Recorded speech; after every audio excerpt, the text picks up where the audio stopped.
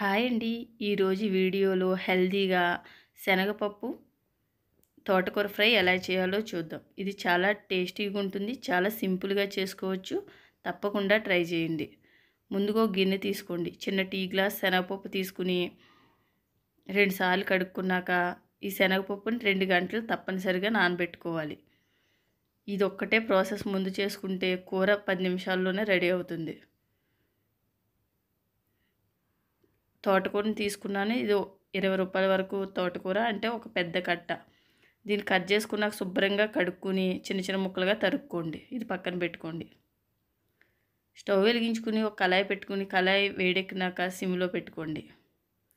2 స్పూన్లు ఆయిల్ వేసుకుని 5 ఎల్లుల్లిపాయ రెక్కలు పొట్టు తీసి దంచిన వేసుకుని, చిన్న టీ స్పూన్ జీలకర్ర, అర టీ స్పూన్ ఆవాలు, 2 ఎండుమిర్చి చిన్నగా కట్ చేసి వేసుకుని, కరివేపాకు వేసుకుని ఒకసారి కలుపుకోండి.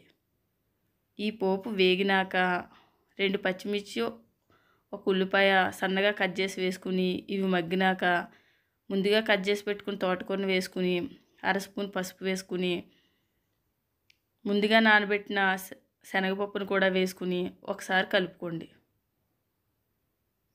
ఇలా కలుపుకుని మూత పెట్టి శనగపప్పు ఉడికేంత వరకు మగ్గించుకోండి. మధ్య మధ్యలో మూత తీసి కలుపుతూ ఉండండి.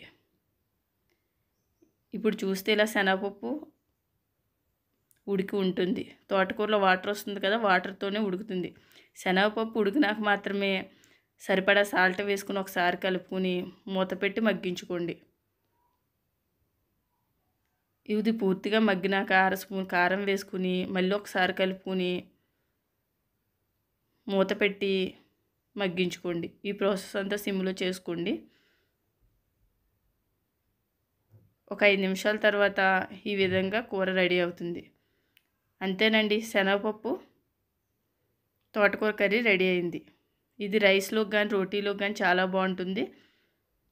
రసం కాంబినేషన్లో తినొచ్చు. అంతేనండి, ఈ వీడియో మీకు నచ్చినట్లయితే లైక్, షేర్, సబ్స్క్రైబ్ చేసుకోండి. Thank you for watching. Bye bye.